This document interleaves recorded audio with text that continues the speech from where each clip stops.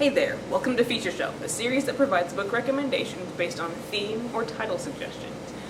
This week's suggestion came from Buffy on my YouTube channel, and the shelf is a collection of young adult fiction, short stories, and poetry.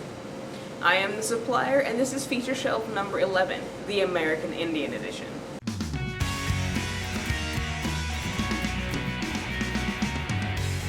One of the novels that the 7th grade classes at my school read is Bearstone by Will Hobbs. First on the shelf is the sequel to Bearstone, for those 7th graders, and anyone else really, who are interested, and it's Bear Dance.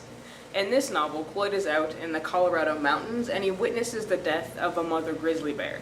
He resolves to save the cubs from the dangers of both man and nature, but winter's coming. Read Bear Dance to find out if Cloyd can save the cubs and himself. I'd say more, but I don't want to give away the end of Bear Dance for those people who are going to read it. So let's move on to our second title, which is Moccasin Thunder. There are 10 stories in this collection on topics such as standing in a supermarket line or a storyteller coming to a village. And these stories are funny, are serious, are poignant, and portray American Indians as a varied and complex people, as they are, which I think sometimes people forget when they know nothing more than the stereotypes of a people. Moccasin Thunder contains stories by authors like Lee Francis and Joy Harjo, and by two of the other authors that are featured on today's shelf, Sherman Alexie and Louise Erdrich. Since I was talking about stereotyping a moment ago, I think we'll segue into talking about The Absolutely True Diary of a Part-Time Indian by Sherman Alexie. I know this is a novel that was on the shelf a few weeks ago, but I would really be remiss if I didn't include it on a shelf of novels about and mostly by American Indians. Junior, the main character, is a spoken Indian who lives on a reservation in Wellpinit, Washington. One of the beauties of this novel is how blatant the discussion of American Indian stereotypes is.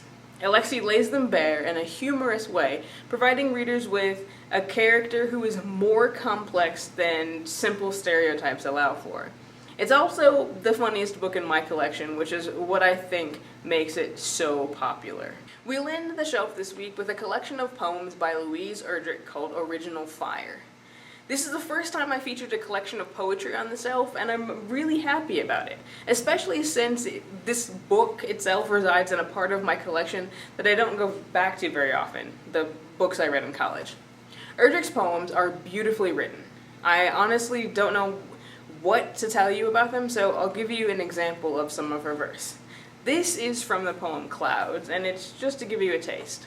Sometimes I take back the tears of this whole town. Let everything be how it could have been once, a land that was empty and perfect as clouds. But this is the way people are. All that appears to us as empty, we fill.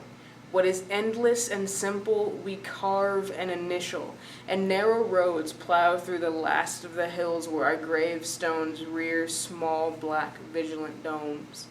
Our friends, our family, the dead of our wars, deep in this strange earth we want to call ours. I really think her words speak for themselves, and anything I could say wouldn't do them justice, so you'll just have to read it for yourself. Which brings us to the end of this week's feature shelf.